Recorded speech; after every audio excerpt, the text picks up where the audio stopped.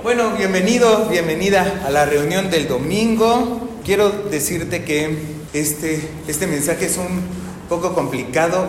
Bueno, me ha sido muy complicado de entender y de asimilar, pero tiene una aplicación directa para nuestra vida y espero que nos sea de bendición. Me da mucho gusto encontrarles. Y mira, el mensaje se llama Más allá de lo que ves. Y quiero empezar mostrándote que si el hombre se para ahí, pudiera mirar muchas cosas distintas, pero si un planeta lejano estuviera a 65 millones de años luz de nosotros y tuviera un aparato así maravilloso para poder ver hasta acá, verían los dinosaurios. Si un bebé estuviera, o un niño pequeño estuviera ahí a un lado de este hombre, seguramente lo que vería sería a su papá explicándole de qué va el cielo estrellado. Y bueno, como hablaremos más adelante, ese hombre puede estar viendo sin observar con la cabeza en cualquier otro lado. Sin embargo, Dios siempre ve más allá de nosotros. Durante este mensaje vamos a hacernos varias preguntas. La primera es: ¿cuáles son las cosas que no pueden verse y no por eso no existen? ¿Cómo vamos a fijar nuestra vista en aquellas cosas que no podemos ver y que Dios sí puede? Y cómo hay cosas que no pueden verse y que aún sin que puedan verse permanecerán para siempre.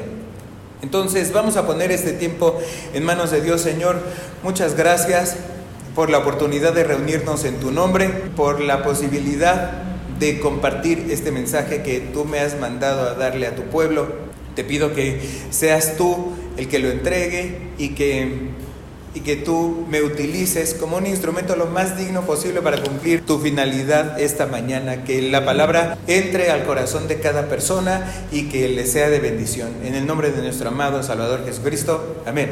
Amén. Entonces, si tú te paras a mirar el cielo estrellado, mira, yo pensé plantear esto en dos vertientes distintas: o lo natural y lo que se ve, o lo sobrenatural y lo que no se ve. Pero hay una falacia que se llama el falso dilema, en donde el otro te orilla a pensar que solamente tienes dos opciones, y eso pues es un vicio de la lógica. Así que vamos a poner otras opciones. Puedes ver los riesgos de que te caiga un meteorito, puedes ver la cotidianidad, puedes empezar a pensar en tus dificultades familiares o en que te duele la panza, puedes ver el proceso y la mano de Dios. Pero lo primero que quiero entregarte de parte de Dios es: lo que hay no es todo lo que puede haber, lo que hay es solamente lo que está ahora. Y esto es muy importante para nosotros porque Dios nos invita a ver la realidad tal como la alcancemos a percibir. Es el punto de partida, la realidad, y lo que tú y yo estamos viviendo ahora es el punto de partida para que un milagro de Dios se manifieste y sea posible. Si nosotros no ponemos los pies en la tierra, un milagro no va a ocurrir, porque estamos jugando un juego en el que no estamos participando y que probablemente ni siquiera exista. Wilkinson dice que bendecir en el sentido bíblico implica pedir o impartir un favor de forma sobrenatural. Mira, si lo que yo quiero, por ejemplo, es un marcador, yo no necesito que Dios me bendiga o me lo dé. Voy a la tienda, lo compro y se acabó. Cuando tú y yo pedimos una bendición a Dios es porque solamente Dios nos las puede dar, porque va más allá de nuestras fuerzas. Cuando tú dices: que por favor se salve mi familiar, no es que tú te vayas a meter al quirófano. Cuando dices: por favor que pase esto o lo otro, Dios ya te dijo: mira, querido bebé, tú ya tienes dos manos, ciertas habilidades, talentos que yo te digo que puedes desarrollar, y los dones que yo he depositado en ti, ve a la vida y hazlo tú. Pero en ese ambiente sobrenatural, la bendición de a de veras, Wilkinson dice que el trabajo de Dios es bendecirnos de manera abundante y sobrenatural.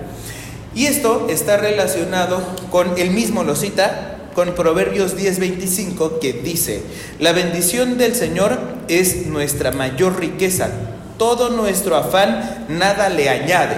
Eso significa que tú puedes ser muy talentoso, muy empeñado, muy persistente, muy tal, pero con eso o sin eso, con tu talento o sin tu talento, Dios podría bendecirte, y de hecho lo hará.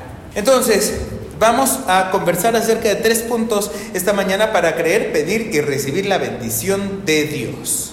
Mira, estamos estudiando el libro de Zacarías y como el pastor ya nos lo dijo en algún momento que no me acuerdo cuándo fue, Zacarías tuvo 8 visiones en una noche. Entonces, esa visión en sueños nos da varias pistas ahora. Por ejemplo, cuando miré de nuevo, vi a un hombre con una cinta de medir en la mano. ¿A dónde vas?, le pregunté. Voy a medir Jerusalén, me contestó, para ver cuánto mide de ancho y de largo. En esta visión, Zacarías se encuentra con 2 ángeles, como vamos a ver posteriormente, y mientras él está conversando con ellos, un muchacho, agarra una cinta y se va como loquito a medir la ciudad. ¿Para qué? Bueno, porque medir es una manera de conocer la realidad. ¿Quieres bajar de peso o mejorar tu forma y que no sea tan esférica? Lo primero que hay que hacer es medir tu cintura, de modo que sepamos dónde estamos empezando. Y esto no es un menosprecio de la fe o de lo que Dios es capaz de hacer, es solamente poner los pies en la tierra. Entonces, hay una mirada que nosotros podemos enriquecer con la fe, con la conocida cita en Hebreos que habla es la certeza de lo que se espera y la convicción de lo que no se ve. Una vez que yo sé dónde estoy, entonces estoy listo para que yo pueda poner la mirada en los ojos de Dios y que Dios vea por mí. Vamos de nuevo porque esto fue muy complicado de entender para mí. Tú y yo vamos a percibir lo inmediato, como cuando tu mamá te dice, ponte el suéter, y tú dices, mamá, no tengo frío. No interesa, ponte el suéter. Pero mamá, tu mamá sabe que va a llover. Y si no, se lo imagina, pero te previene por si llegara a llover. Algo así es la mirada de Dios. Si tú estuvieras con tu papá así, siendo pequeño y él grande, te diría, a lo mejor, ¿no? O sea, un papá extraño te diría, ¿tú sabías que el combustible de las estrellas es el helio y el nitrógeno y que son los elementos más abundantes del universo? Y tú, sin entender mucho, tú dirías, bueno, no tenía idea, pero yo confío en lo que mi papá me dice. Eso es lo que nosotros podríamos hacer. Y aquí hay otro punto importante porque certeza en el idioma original se dice hipóstasis. Hipóstasis a veces se refiere a la sustancia, pero de acuerdo con la definición del diccionario, hipóstasis consiste en considerar lo irreal y abstracto como real y concreto. Por ejemplo, vamos a tomar a una persona al azar como Manuel. Manuel es la hipóstasis de la belleza, o Aldo y Dani son la hipóstasis de la puntualidad. Algo irreal o abstracto se considera real o concreto. De manera que tú vas a la vida y cuando tienes fe de veras, no dices, ay, estaría bien chido, ¿qué tal? No. O me gustaría, ¿qué tal? O no. Tú vas convencido de que al tú conocer la promesa de Dios es algo que Dios te va a sostener. Por ejemplo, honra a tu padre y a tu madre y tendrás una larga y próspera vida. No creas que Dios dice, pues si te portas bien y entonces esto y lo otro. No, tú obedeces y la promesa te es concedida. Así que esta hipóstasis, que es lo que mueve hasta gramaticalmente esta definición, nos va a permitir no poner los ojos en el futuro o en lo que va a pasar, no poner los ojos en lo que está ocurriendo, sino poner los ojos en Dios. Y Dios sabrá, así como tu mamá predice el clima, Dios sabrá si te bendice o no, si te da esto o aquello, o pues te pone una piedra en el camino para que aprendas y llores con provecho. Un poco más adelante, nosotros nos vamos a encontrar con el siguiente versículo que se cita en Zacarías, por favor, ahí. Entonces el ángel que estaba conmigo fue a reunirse con un segundo ángel que se dirigía hacia él, y el otro ángel dijo, apresúrate, dile a ese joven, Jerusalén algún día estará tan llena de gente y de animales que no habrá lugar suficiente para todos. Muchos vivirán fuera de las murallas de la ciudad. Y esto Continúa. Entonces yo mismo seré un muro de fuego protector alrededor de Jerusalén, dice el Señor, y seré la gloria dentro de la ciudad. Y aquí hay algo que va a cambiar. El Señor dice: salgan, huyan de Babilonia en la tierra del norte, porque yo los he dispersado a los cuatro vientos. Sal, pueblo de Sión, tú que estás desterrado en Babilonia. ¿Te das cuenta que estos últimos versículos no están escritos en futuro? Es una orden, porque cuando nosotros escuchamos profecía, bueno, yo solía imaginarme a un tipo así con un sombrero extraño, con una vela de cera de abeja natural, así en la penumbra, escribiendo con una pluma muy larga, que en 100 años va a haber un terremoto y se van a caer 2 edificios de la nación. No. La profecía en un sentido estricto no es adivinación. Es un discurso inspirado en Dios. Puede ser un evento futuro, pero también puede ser un evento distante, o también puede ser una orden. Mira, a veces cuando las personas no entienden esto, dicen: a ver qué me quiera, esta es mi Biblia, a ver qué Dios me quiere hablar hoy. Aquí.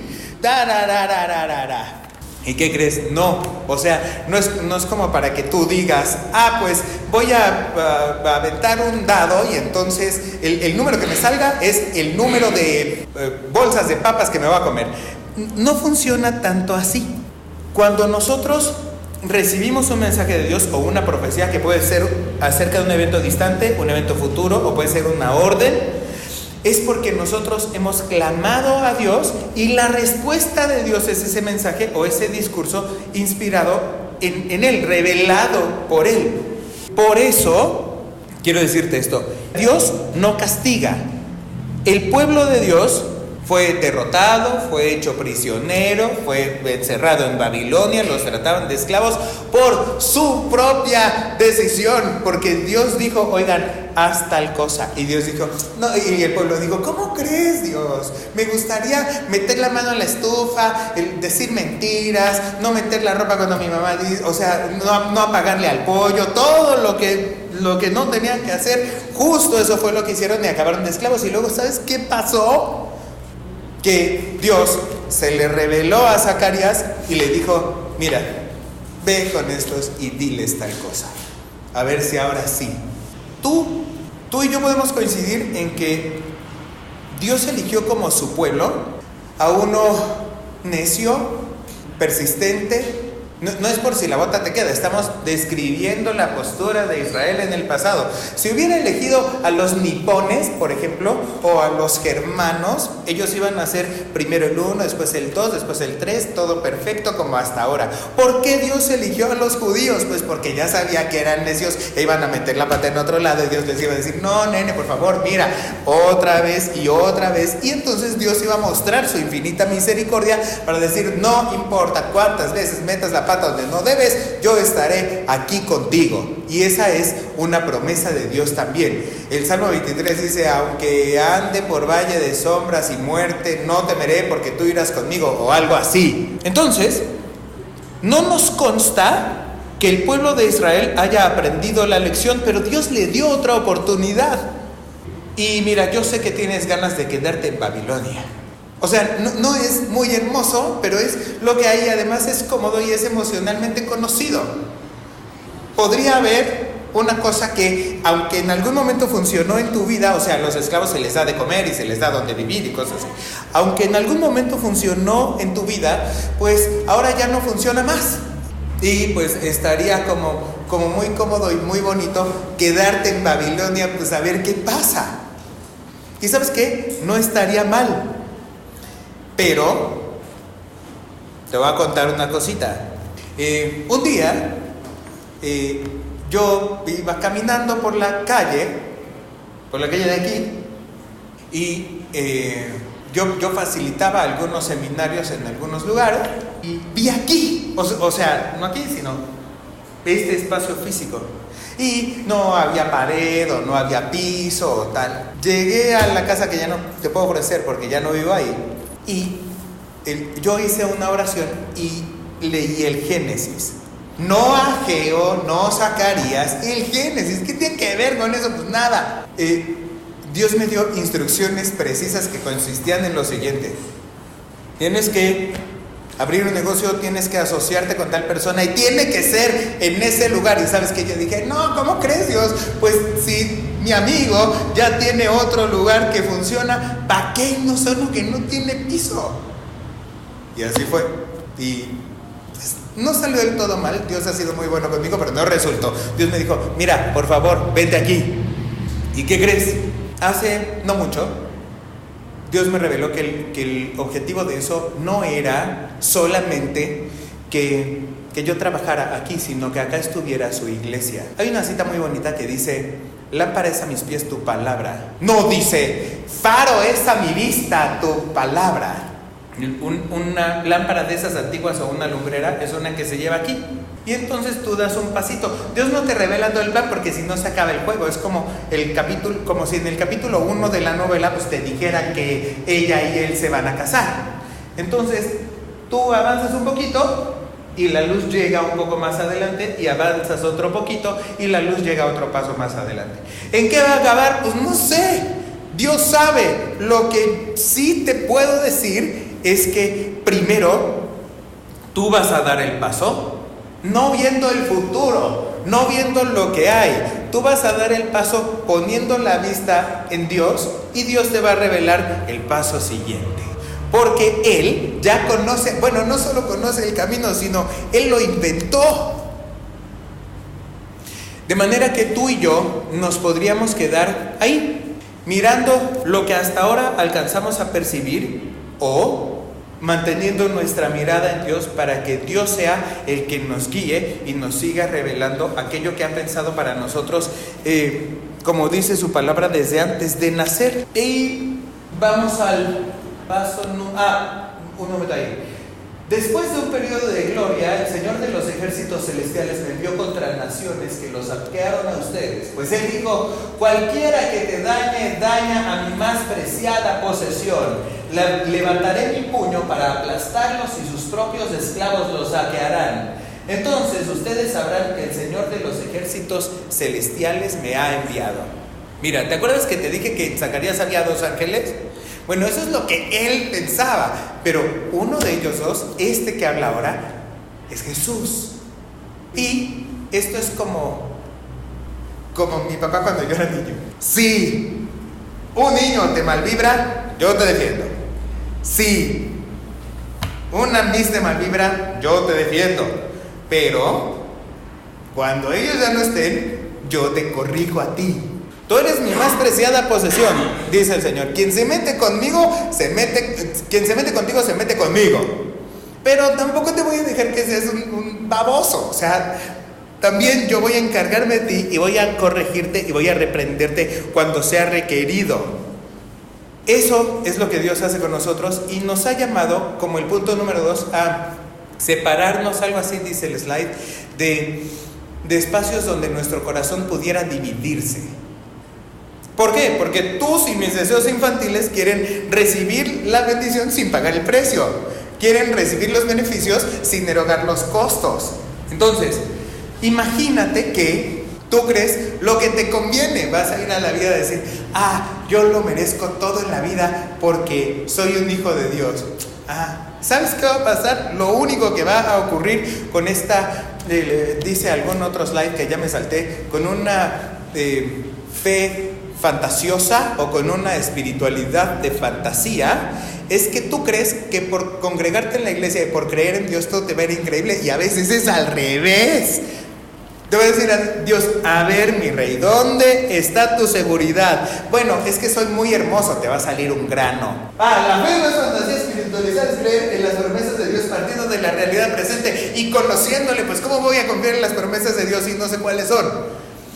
Algo que Dios hace es que te quiebra en aquello en lo que tú hayas cimentado tu identidad que no sea Él, porque si no vas a tener un pie adentro y un pie afuera. Y vamos al grano.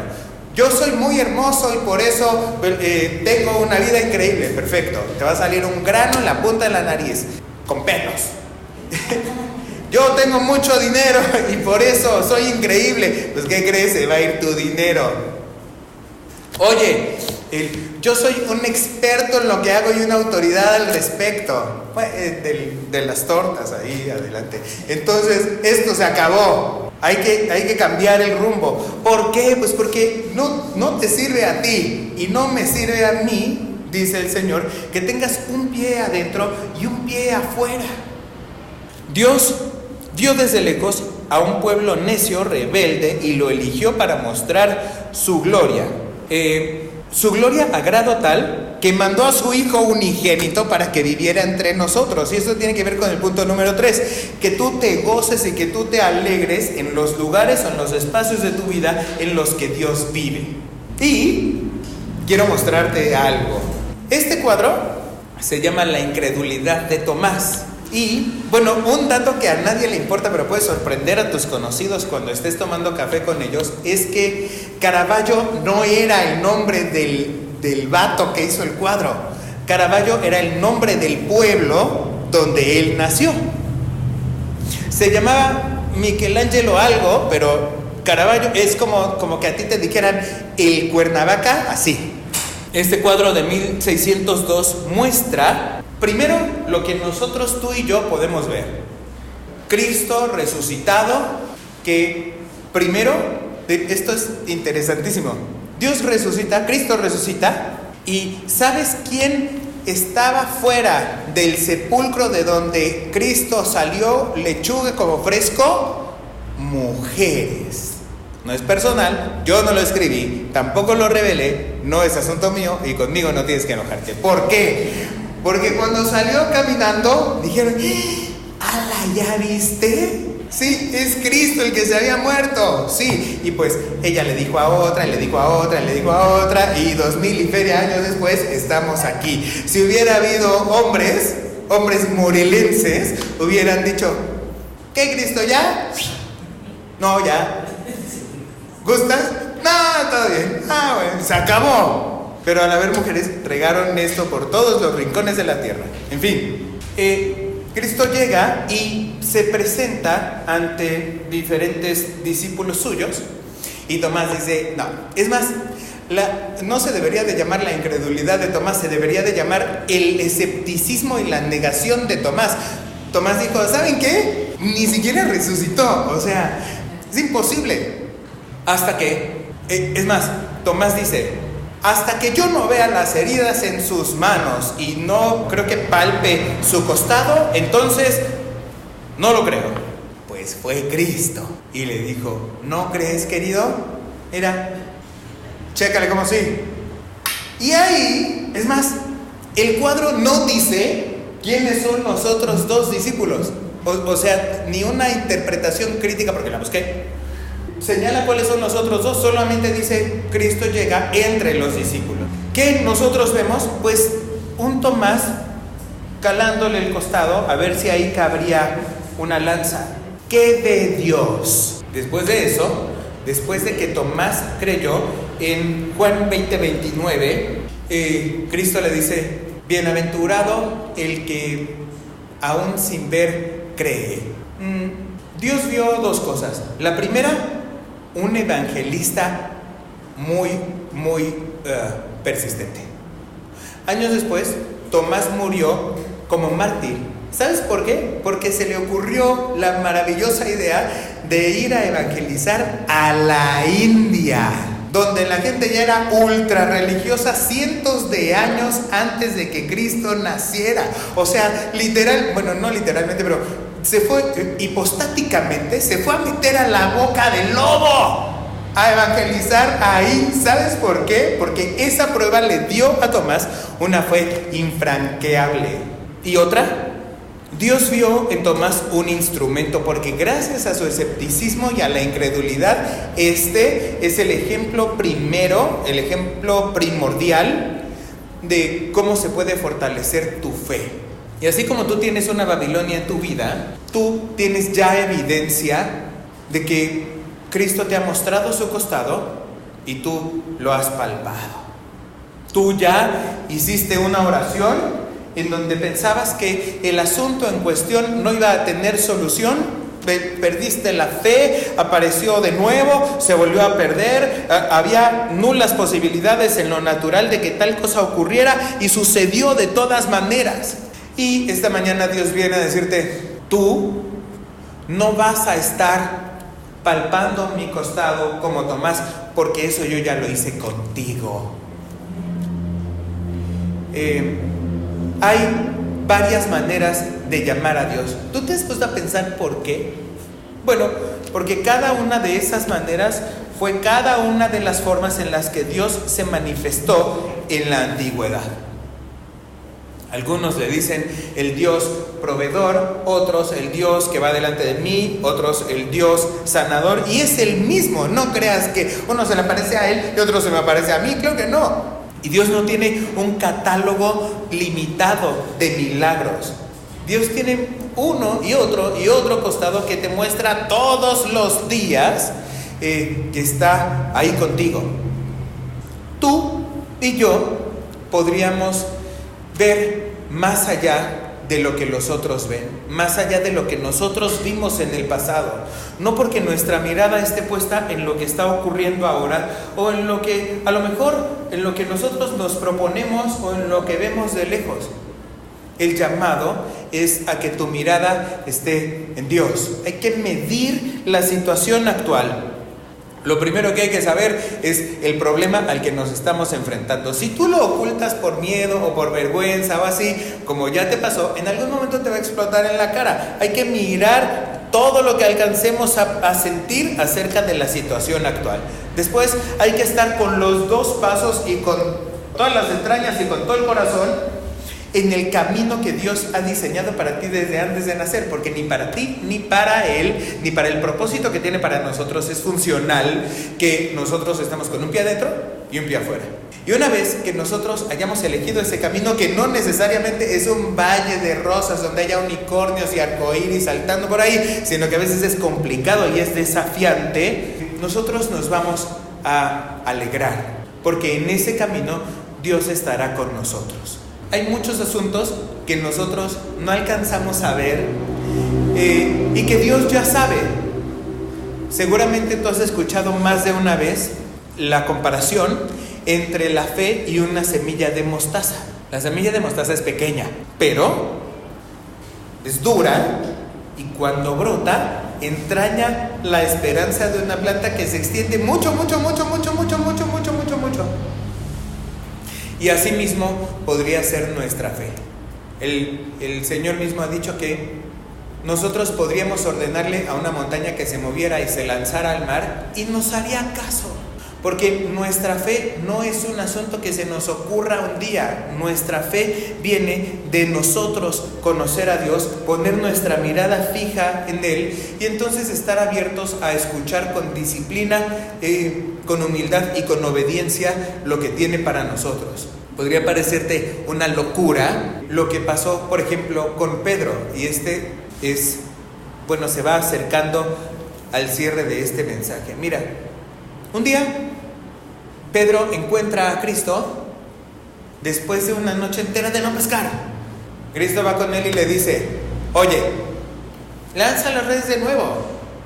Bueno, dice Pedro, pues es lo que me dijo, es lo que voy a hacer. ¿Y sabes qué pasó? Hubieron tantos peces que llenaron la red de Pedro y de todos los pescadores que había ahí. Y en algún momento Cristo le dijo a Pedro: bueno, ya estuvo, ¿no? Ya llenaste las redes, ya viste mi favor, ya palpaste mi costado. Ahora, deja todo eso y sígueme. ¿Y qué crees que pasó?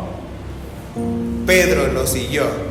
Tú ya viste el favor de Dios y ahora me ha enviado a decirte que tú sabes el aspecto de tu vida en el que hay que dejar atrás lo pasado, hay que salir de Babilonia y hay que seguir lo que te ha sido revelado como una profecía para tu vida. El favor de Dios no se acaba. Dios no se va a enojar contigo si no le sigues, pero está esperando bendecirte, está esperando sostenerte, está esperando nutrirte, contenerte y revolucionar tu vida como ni siquiera te lo imaginas. Lo único que hay que hacer es estar conscientes de la situación actual y medirla, ir con los dos pies, con todo el corazón y con todas las entrañas al camino que Dios ha diseñado para ti y alegrarte de haber empezado a caminar en esos lugares o en esos espacios de vida donde Él habita.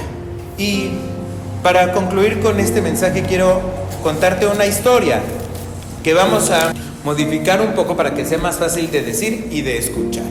Había una vez un príncipe que estaba por convertirse en rey y salió a dar un paseo y vio a una persona. Tú le puedes poner hombre o mujer si quieres. Vio a una persona y probablemente pues sería una princesa. El príncipe se enamoró y dijo: quiero que ella sea mi esposa. Así que llegó a su palacio, trajo a sus consejeros y les dijo: oigan, vi a una muchacha en la calle tal junto al cerro fulano, quiero que ella sea mi esposa, tráiganla. Y ahí fueron los guardias. Llegaron con ella y la muchacha dijo: mira, la verdad es que no me interesa ahora, no lo quiero. Bueno, volvieron: que no le importa, su majestad, que no quiere saber nada de usted. Bueno, no importa, investígala. Quiero que sepas qué sueña, a qué le teme, qué ama, qué quiere, para entonces yo poder tener información y conquistarla. Y ahí fueron los guardias y volvieron. Pues esta mujer, esta persona, lo que tú quieras, es golpeadora, es delincuente, es adormecida, se olvidó del milagro de su vida, etc. Bueno, entonces hagan lo necesario para que nosotros nos podamos acercar. Y fueron, y volvieron. A la muchacha no le interesa. Pues vayan y díganle: el rey, el príncipe que va a ser rey, te quiere como su esposa. Lo único que se necesita es que tú vengas al palacio y ya va a estar la boda armada, ya va a estar todo listo. Fueron. Y la muchacha dijo: ¿sabes qué? No me importa, no lo quiero. Así es mi vida y yo no voy a cambiar. Qué chido. Pues vuelven, le dan el informe al príncipe que iba a ser rey. Y el rey le dice, o el príncipe les dice: ¿sabes qué? Déjala en paz. Lo único que me importa es que sepa que yo la amo. Si viene, qué chido. Si no, yo la amo de todas formas.